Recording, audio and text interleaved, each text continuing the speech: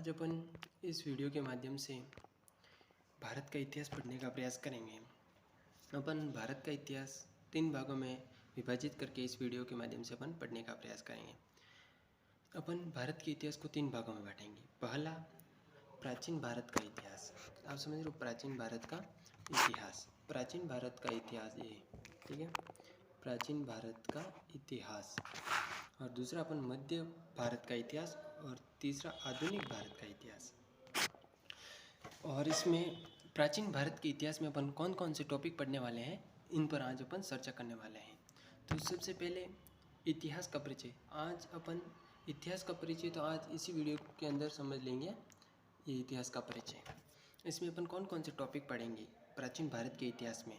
तो अपन सिंधु घाटी सभ्यता, जो आपको पता है 10वीं 9वीं 11वीं 12वीं क्लास में भी ये सिंधु घाटी सभ्यता आते हैं। अपन वैदिक सभ्यता भी पढ़ेंगे। देखो, सिंधु घाटी सभ्यता को सरस्वती सभ्यता भी कहते हैं। इसके बहुत अलग अलग नाम हैं जिसमें अपन टॉपिक में पढ़े जाएंगे। वैदिक सभ्यता भी पढ़ेंगे, जैन धर्म भी पढ़ेंगे, बौद्ध धर्म भी पढ़ेंगे और महाजनपद। महाजनपद में आपको पता सबसे इम्पोर्टेंट क्या है, सबसे 16 महाजनपद है, उसमें सबसे महत्वपूर्ण कौन सा, सबसे मगध। मगध क्यों, उसके पास बहुत सारी शक्तियाँ वगैरह थी, उसके पास युद्ध करने के लिए हाथी घोड़े भी थे, इसलिए इसको अपन पढ़ते हैं।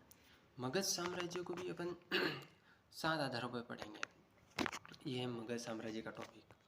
मगध साम्राज्य में अगर अपन बात करें तो सबसे पहले हर्यक वंश पढ़ेंगे।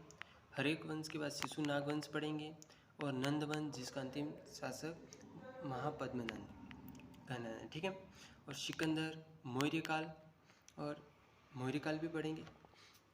और शुंग वंश, कण्व वंश और सातवंश भी पढ़ेंगे। अगर आपको पूछे शुंग वंश, कण्व वंश और सातवाहन वंश, इनको क्या कहते हैं, इन तीनों को ब्राह्मण वंश भी कहते हैं। ये आपको सबसे महत्वपूर्ण याद रखना है। इन तीनों वंश को किस नाम से भी जाना जाता है, तो ब्राह्मण वंश के नाम से भी जाना जाता है। अब देखो, इन वंश को मौर्योत्तर काल भी कहते हैं, क्योंकि मौर्य काल सबसे पहले आया है। सबसे पहले बोले शुंग वंश से पहले मौर्य काल था, तो इसलिए इसको, इन वंशों को शुंग वंश, कण्व वंश और सातवाहन वंश, इनको मौर्योत्तर काल भी कहते हैं और ब्राह्मण वंश भी कहते हैं। आगे की बात करें, इसमें अपन ये हो गए, तो ये मौर्योत्तर काल के बाद ये वंश सब कमज़ोर हो गए।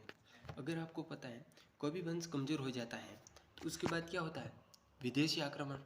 अपन इसके माध्यम से क्या समझेंगे, फिर यहाँ पर विदेशी आक्रमण भी होने प्रारंभ हो गए। विदेशी आक्रमण में सबसे पहले बात करें तो किसने किया, विदेशी आक्रमण। ये टॉपिक डाल देना, विदेशी आक्रमण, और उसमें लिखना हिंद यूनानी, जिनको इंडो ग्रीक भी कहते हैं। हिंद यूनानी, जिसे इंडो ग्रीक भी कहते हैं, इन्होंने सबसे पहले किया।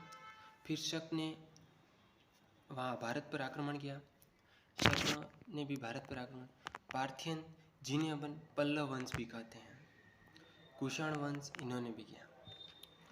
ये सबसे इम्पोर्टेंट की बात करें, कुषाण वंश आपको जो पढ़ाया है उसका बारे में आपको बहुत ध्यान से अध्ययन करना है। उसके बाद की अगर अपन बात करें तो अपन भारत में गुप्त काल भी पढ़ेंगे, जिसका संस्थापक कौन है, श्री गुप्त हैं।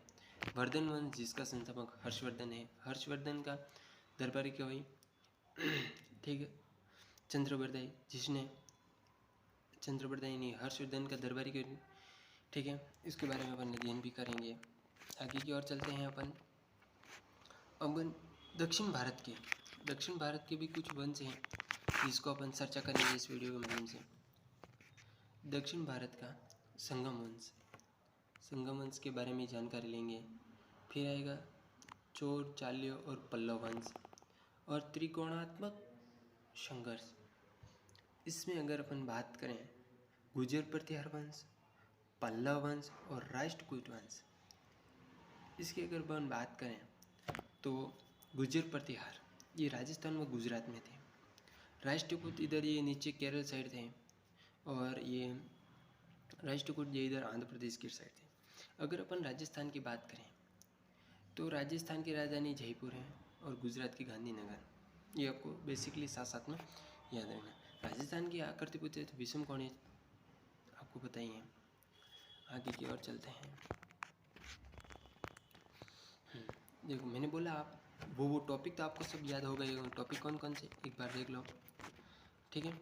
ये टॉपिक और अपने बोला इतिहास का परिचित, आज अपन इसी वीडियो के माध्यम से समझने का प्रयास करेंगे। इतिहास का परिचय। इतिहास के परिचय में अपन सबसे पहले बात करें इतिहास। इतिहास को अति प्लस हास, इसका संधि विच्छेद होता है।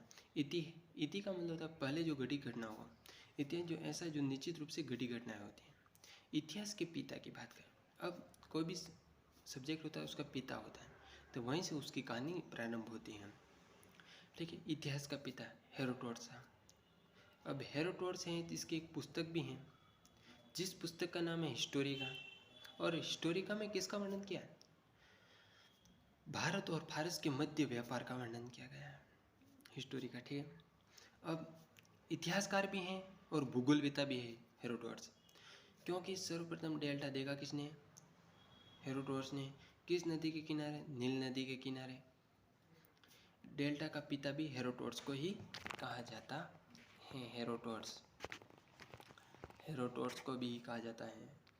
ये आपको टॉपिक्स याद रखने हैं, ठीक है। आगे की ओर चलते हैं जी। अब इतिहास को भी आप समझ गए, प्राचीन इतिहास पढ़ रहे थे, आधुनिक और मध्यकालीन। अब इतिहास तो इतिहास में अपन बात करें तो आज से पूर्व, मतलब आज ही से पूर्व वो इतिहास हो जाता, मानव जन्म।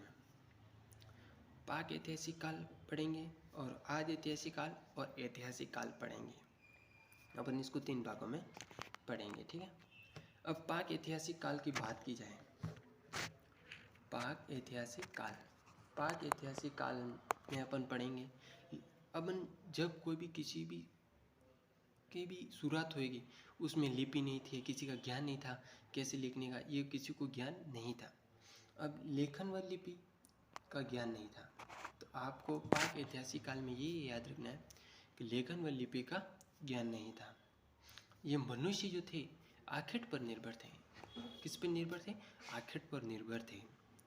अपन को इसकी जानकारी पूछे, जीवाश्मों से जानकारी मिली। पाषाण मतलब पत्थर, उनसे जानकारी उपकरणों के माध्यम से, जैसे किसका उपयोग करते थे, तो इस माध्यम से अपन जानकारी दो रूप में नहीं मिलेगी, ठीक है। अब लास्ट में अगर अपन बात करें आदि ऐतिहासिक काल, तो भाषा व लिपि का अभी तक पढ़ा नहीं जा सका। वो लिखा तो गया लेकिन उसको वापस अपन रिटर्न पढ़ नहीं सके। फिर सिंधु घाटी सभ्यता हो जाती है, जिसमें ऐतिहासिक काल घटनाओं की जानकारी लिखित में मिली है और 2 प्रकार में मिली है, साहित्य और अभिलेखों के माध्यम से अपन को इसकी जानकारी मिली है। तो आज अपना वीडियो इसके माध्यम से समाप्त होता है और आज अपन ने इसका सिलेबस पढ़ लिया है और अपनी रोज़ से कंटिन्यू क्लासेस प्रारंभ होने लग जाएगी। ये अपना सिलेबस और अपन आज ने इसके माध्यम से अपन ने सिलेबस और इसका इतिहास का परिचय भी पढ़ लिया है। तो आज की क्लास में अपना इतना ही, धन्यवाद।